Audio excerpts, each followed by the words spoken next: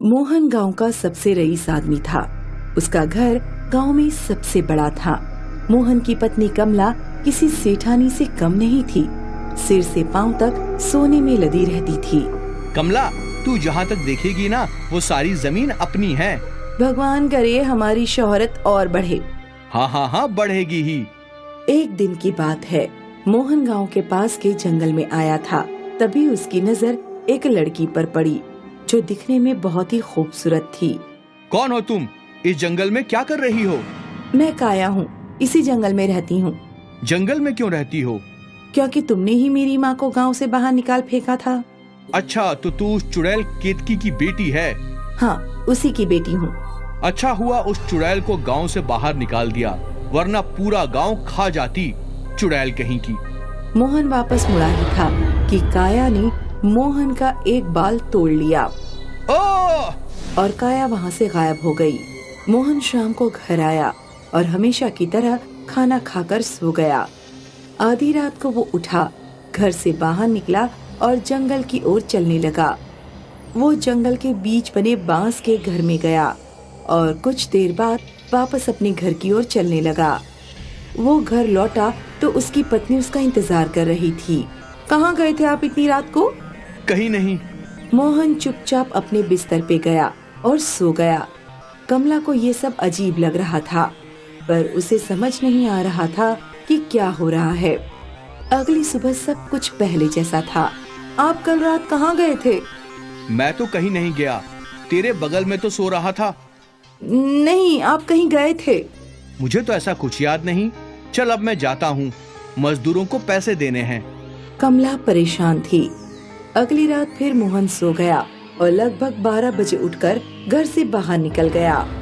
फिर से वो जंगल वाले बांस के घर में गया और कुछ समय बाद वापस घर लौटा। आप ये रात को कहाँ जा रहे हैं? कहीं नहीं। नहीं, आप कहीं तो गए थे, मुझे सच सच बताइए। मोहन ने कमला को गौर से देखा। मोहन की आंखें लाल थीं। बोला ना कहीं नहीं, समझ नहीं आता क्या तुझे? ये देखकर कमला डर गई। मोहन वापस अपने बिस्तर पर सो गया। जब तीसरी रात मोहन अपने बिस्तर से गायब हुआ तो कमला ने मोहन के भाई और भाभी को घर पर बुला लिया। जब मोहन लौटा, कहाँ गए थे भैया? कहीं नहीं। पर आप तो अभी बाहर से आए। बोला ना मैंने, मैं कहीं नहीं गया था। मोहन की लाल आंखें देखकर सब डर गए। वो लोग समझ गए कि कुछ तो गड़बड़ है। अगली सुबह मोहन के भाई और भाभी और कमला गांव के पंडित के पास गए और उन्हें सारा माजरा बताया। अब आप ही हमारी मदद कर सकते हैं, मेरे पति को बचा लीजिए।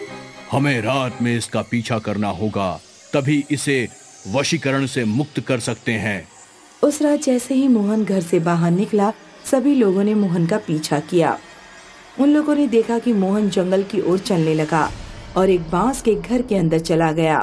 ये तो चुड़ैल के बांस का घर है, देखते हैं अंदर क्या हो रहा है। वो सारे लोग अंदर गए और देखा कि एक लड़की पुतले को पकड़कर जादू टोना कर रही थी। रुक जा लड़की। नहीं रुकूंगी, इससे बदला लिए बगैर नहीं रुकूंगी। बदला? कैसा बदला? कई सालों पहले हम भी गांव में रहते थे। हमारा घर बहुत बड़ा था। आज जिस घर में इस आदमी ने कब्जा किया है वो हमारा घर था। उस समय इस आदमी ने घर को खरीदना चाहा। मेरी माँ केतकी ने इसे मना कर दिया। सोच लो दीदी, अच्छे पैसे दूंगा। ये घर मेरा सपना था। मैं ये घर किसी भी हाल में नहीं बेचूंगी। ये घर तो मैं लेकर ही रहूंगा। घर को पाने की लालच में इस आदमी ने षड्यंत्र रचा। हमारे घर के पीछे जादू टोने का सामान छुपाया और गांव वालों को इकट्ठा किया। ये औरत चुड़ैल है, चुड़ैल। देखो, ये सारे गांव पर जादू टोना करती है। गांव वालों ने पत्थर मार मार कर मुझे और मेरी माँ को गांव से निकाल दिया। तब से मैं और मेरी माँ इस बांस के घर में रह रहे हैं। मेरी माँ का सपना उससे छीन लिया गया था। वो बहुत उदास थी और कुछ सालों पहले वो मर गई। और बस तभी से मैंने ठान लिया कि मैं इस आदमी से बदला लूंगी और जादू टोना सीखा। तेरे साथ जो हुआ वो गलत हुआ। अगर तुम्हें वो घर चाहिए तो ले लो, पर मेरे पति को छोड़ दो। मुझे वो घर नहीं चाहिए, लेकिन अब तेरा पति भी नहीं बचेगा। जिंदगी भर वो पागलों की तरह गांव भर घूमेगा। मेरा बदला पूरा हुआ। ये गलत है बेटा। गलत सही का मुझे नहीं पता। इसके अलावा मैंने किसी और पे जादू टोना नहीं किया है। पर अगर तुम लोग इसी वक्त इस घर से बाहर नहीं निकले तो तुम सबको भी अपनी उंगलियों पर नचाऊंगी। लड़की की धमकी सुनकर सब के सब बाहर आ गए। सभी लोग रो रहे थे। मोहन पागलों की तरह चल रहा था। ये इसकी अपनी करनी है, इसे हम नहीं बदल सकते। इसने इस घर को चुड़ैल के बांस का घर बनाया और एक मासूम लड़की को चुड़ैल बनाया। अब वो चुड़ैल इसे नहीं छोड़ेगी। उस दिन से मोहन गांव में पागलों की तरह घूमने लगा। काया का बदला पूरा हुआ और उस दिन के बाद कोई भी चुड़ैल के बांस के घर के आसपास भी नहीं भटकता था।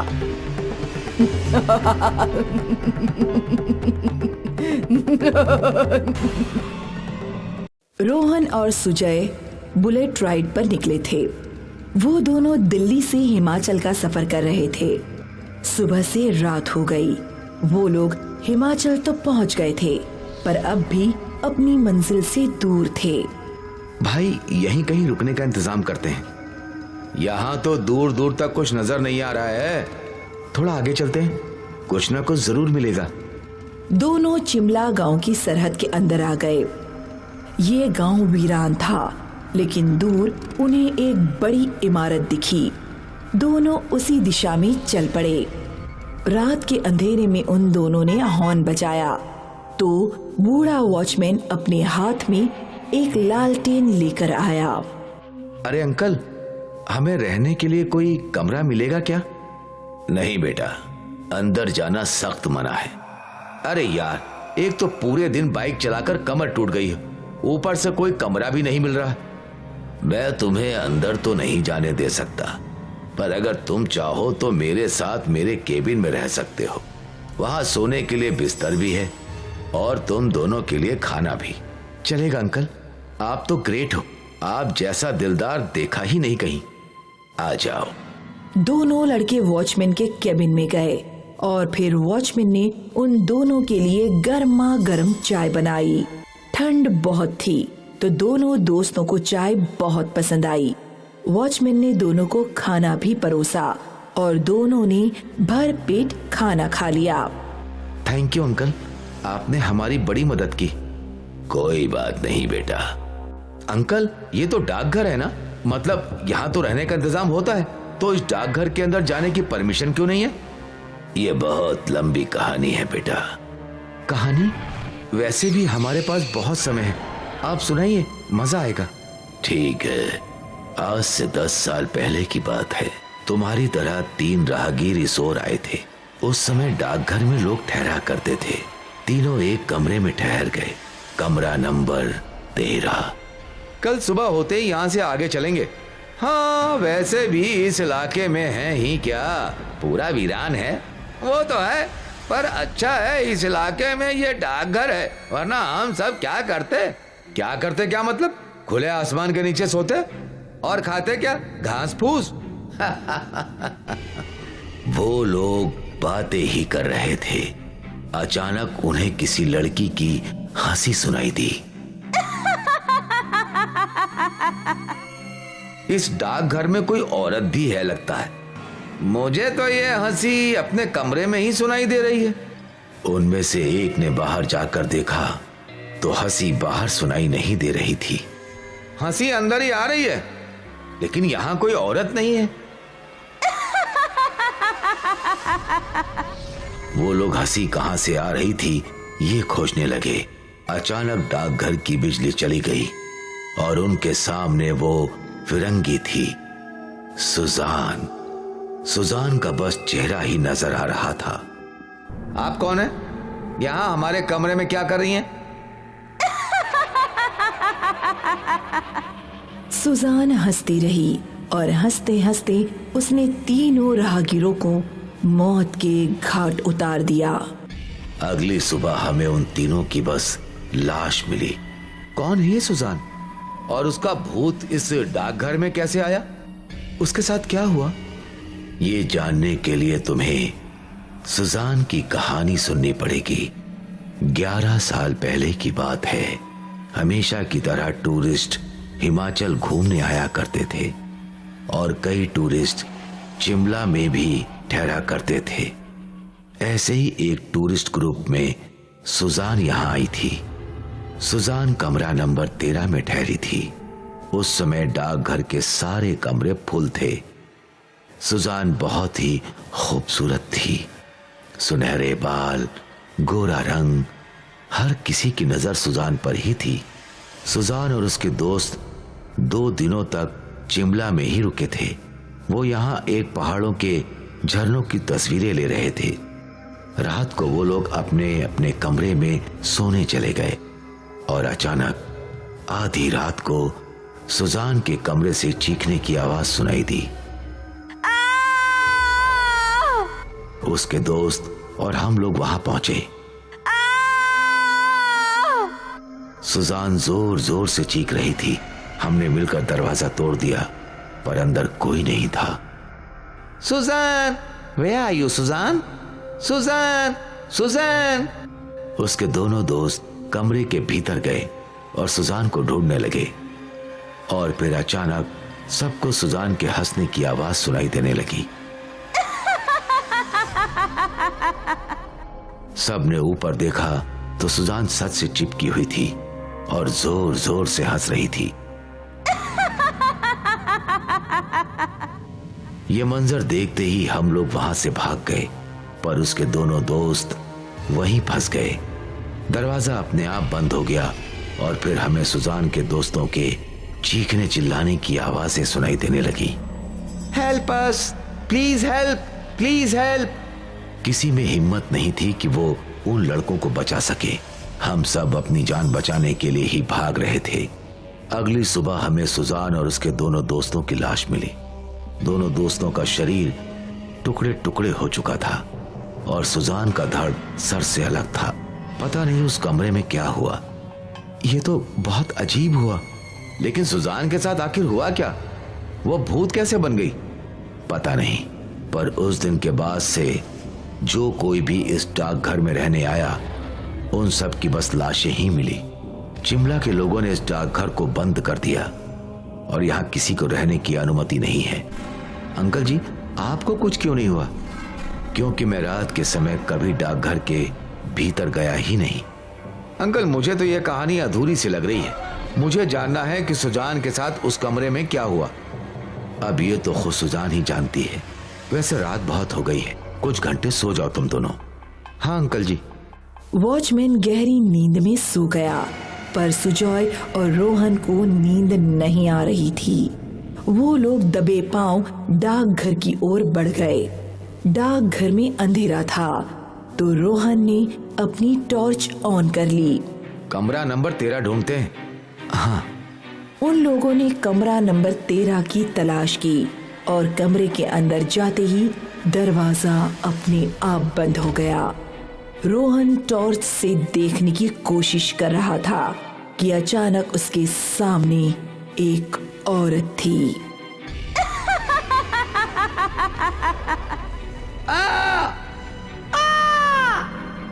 दोनों की चीखें सुनकर बूढ़े वॉचमैन की नींद खुल गई। हे भगवान, मना किया था मैंने इन्हें अंदर जाने से, लेकिन आजकल के बच्चे बड़ों की बात कहाँ सुनते हैं। वॉचमैन अपना सर पकड़कर बैठ गया था क्योंकि वो जानता था कि सुजॉय और रोहन की मदद नहीं कर सकता था। डाकघर के अंदर जाना मौत को दावत देने के समान था। न जाने ये भूतिया डाकघर और कितने लोगों की जान लेगा। सेंट जोन्स शहर का जाना माना मेडिकल कॉलेज था। धीरे धीरे उस कॉलेज के बारे में अफवाहें फैलने लगी और वो कॉलेज बंद हो गया और वक्त के साथ साथ धीरे धीरे खंडहर में बदल गया। मगर इसके साथ ही उस खंडहर के आसपास अजीबोगरीब घटनाएं घटने लगी। उसके आसपास होने वाली अचानक मौतें लोगों के डर का कारण बनने लगी। एक रोज एक लड़की अपने पालतू डॉग को शाम के वक्त घुमा रही थी कि तभी प्लूटो, अरे रुको, कहाँ जा रहे हो? उफ, लड़की का डॉग उसके हाथ से चेन छुड़ाकर भागता हुआ टूटे हुए मेडिकल कॉलेज के अंदर चला गया। लड़की भी आवाज लगाती हुई उसके पीछे चली गई। अंदर काफी अंधेरा था। लूटो, लूटो, कहाँ हो तुम? Come here. लड़की जैसे ही अपने मोबाइल का टॉर्च ऑन करके देखती है, भयानक चेहरों वाले कुछ लोग प्लूटो के अंगों को बैठे चबा रहे थे। वो खौफनाक नजारा देखकर लड़की बेहोश हो गई और उसके बाद उस लड़की का कुछ पता नहीं चला। इस घटना के कुछ दिन बाद जब एक रात तेज बारिश हो रही थी और एक टैक्सी वाला पैसेंजर्स को लेकर वहाँ से गुजर रहा था। ऐसी तूफानी बारिश पहली बार देख रहा हूँ। लग रहा है कि आज पूरा शहर ही डुबा देगी। एकदम सही कहा साहब, आज से पहले इतनी भारी बरसात नहीं हुई। गाड़ी के चारों टायर पानी में डूबे हुए हैं। लगता है साइड में रुकना पड़ेगा। हाँ भैया, गाड़ी कुछ देर के लिए साइड में रोक लो, बारिश कम होते ही निकल जाएंगे। टैक्सी वाले ने गाड़ी को उसी टूटे हुए कॉलेज के नजदीक जाकर रोक दिया और वो दोनों फौरन टैक्सी से निकलकर उस टूटी हुई इमारत के अंदर चले गए। अचानक उन्हें वहाँ एक गार्ड दिखाई देता है। अरे आप लोग यहाँ खड़े भीग क्यों रहे हैं? अंदर चलिए, बैठने की अच्छी व्यवस्था है। बारिश से बचने के लिए पैसेंजर्स और टैक्सी वाला उसके साथ टूटे हुए कॉलेज की बिल्डिंग के अंदर चले गए। पर कुछ ही पलों बाद टैक्सी ड्राइवर और पैसेंजर्स की दर्दनाक चीख से बिल्डिंग थर्रा उठी।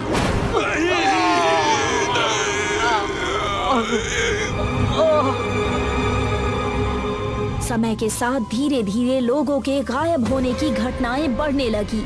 आज सुबह फिर एक बार पुराने मेडिकल कॉलेज की इमारत से 2 लाशें बरामद की गई हैं, जिनका बड़ी ही बेरहमी के साथ कत्ल कर दिया गया है। प्रशासन ने जांच के आदेश दिए हैं। ऐसी घटनाओं का रहस्य जानने के लिए एक पत्रकार नीरज रात के समय उस खंडहर में पहुंचा। आज पता लगा कर ही रहूंगा कि आखिर इस खंडहर में ऐसा क्या है जिसकी वजह से लोग इसके पास आने से भी घबराते हैं। टॉर्च की रोशनी मारता खंडहर में दाखिल हो गया कि तभी किसी की आवाज ने उसे चौंका दिया। ठहरो, कहाँ जा रहे हो? अरे ये आवाज कैसी? इतनी रात गए मेरे सिवा यहाँ और कौन हो सकता है? नीरज ने पीछे पलटकर देखा। उसके ठीक पीछे एक सिक्योरिटी गार्ड खड़ा हुआ था, जो देखने में रहस्यमयी सा दिख रहा था। अरे गार्ड साहब, आप यहाँ ड्यूटी पर हैं? मुझे तो लगा कि यहाँ पर कोई नहीं होगा। यहाँ कोई नहीं रहता, तुम भी चले जाओगे। क्यों आए हो यहाँ? मैं पत्रकार हूँ और यहाँ हो रही घटनाओं के बारे में जानने आया हूँ। आप बता सकते हैं यहाँ ऐसा क्यों हो रहा है? वो जानने के लिए तुम्हें मेरे साथ इस खंडहर के अंदर चलना होगा। क्यों नहीं, मैं तो खुश हूँ कि यहाँ मेरी मदद करने वाला कोई तो है। नीरज उस गार्ड के पीछे पीछे खंडहर के अंदर चला गया। गार्ड एक लंबे कॉरिडोर से होते हुए खंडहर के बीच बने एक हॉल के दरवाजे के पास आकर रुक गया। गार्ड साहब, ये कौन सी जगह है? क्या है यहाँ पर? गार्ड साहब, अरे ये गार्ड कहाँ चला गया? नीरज ने आसपास टॉर्च की रोशनी मारकर देखा, पर गार्ड वहाँ पर नहीं था। बड़ा ही अजीब गार्ड है, बिना बोले ही चला गया। खैर, इस दरवाजे के पीछे क्या हो सकता है? नीरज जैसे ही दरवाजा खोलकर अंदर गया, तभी दरवाजा बाहर से बंद हो गया। अरे ये दरवाजा किसने बंद किया? कौन है बाहर? दरवाजा खोलो, खोलो दरवाजा। नीरज के बार बार आवाज देने पर भी दरवाजा नहीं खुला। नीरज अपनी टॉर्च की रोशनी अंदर मारने लगा। उसने देखा कि वहाँ एक हॉल है, जिसमें दीवार से सटे पलंग पर चारों तरफ लाशें रखी हुई है। ओह गॉड, ये तो मुर्दा घर लगता है। पर ये जगह तो खंडहर हो चुकी है, फिर ये लाशें कहाँ से आईं? तभी अचानक नीरज की टॉर्च बंद हो गई। चारों तरफ अंधकार हो गया। नीरज की धड़कनें तेज हो गई। अचानक हॉल की mercury chit chit chit chit आवाज के साथ जलने बुझने लगी। नीरज को आखिरी वाले पलंग के पास कोई खड़ा हुआ दिखाई दिया। कौन है वहाँ पर? जवाब दो। नीरज ने जलती बुझती रोशनी में करीब जाकर देखा। वहाँ एक लाश थी, जिसका चेहरा कटा फटा था और वो लाश अपने हाथों में अपना कटा हुआ जबड़ा लिए खड़ी थी। भूत, बचाओ! नीरज दरवाजे की तरफ भागा, पर वो किसी से टकराकर गिर गया। नीरज एक लाश से टकराकर गिरा था जिसकी दोनों आंखें निकाली गई थी और वो हंस रही थी। ये मैं कहाँ फंस गया? कोई बचाओ मुझे। गार्ड साहब, दरवाजा खोलो। तभी मरकरी की लाइट में नीरज ने देखा कि उसके सामने वही सिक्योरिटी गार्ड खड़ा था जिसने उसे कुछ देर पहले यहाँ लेकर आया था। बचाओ मुझे, यहाँ भूत है। आप कहाँ चले गए थे और अंदर कैसे आए? दरवाजा तो बाहर से बंद है। गार्ड नीरज की बात के जवाब में भयानक हंसी हंस रहा था और अगले ही पल नीरज ने एक भयानक मंजर देखा। मुर्दा घर के सारे मुर्दे नीरज के चारों तरफ घेरा बनाकर खड़े हुए थे और उस गार्ड के साथ हंस रहे थे। कुछ समझ में आया तेरे? इस हॉल में सिर्फ तू ही ऐसा है जो जिंदा है। मैं भी एक बार इन मुर्दों का शिकार बना था। आज तेरी बारी है। देखो, मुझे जाने दो। मैंने क्या बिगाड़ा है तुम लोगों का? इन मुर्दों ने भी किसी का क्या बिगाड़ा था? जब यहाँ कॉलेज था तो एक्सीडेंट में मारे गए लोगों की लाशों को यहाँ पर लाया जाता था। उन लाशों को बड़ी बेरहमी से काटा और फाड़ा जाता था। अकाल मौत के बाद इनके शरीर को भी सजा दी जाती थी। अब इन सब की आत्माएं यहीं रहती हैं और यहाँ आने वाले हर इंसान को अपना निवाला बनाती हैं।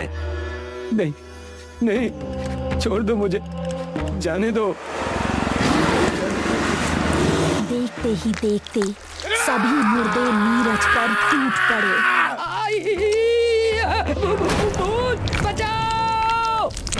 और उसके टुकड़े टुकड़े कर दिए। अब नीरज की आत्मा भी उन मुर्दों के साथ खड़ी थी और अपने शरीर के टुकड़ों को देखकर हंस रही थी। नीरज भी भूतिया कॉलेज के मुर्दों का शिकार बन चुका था।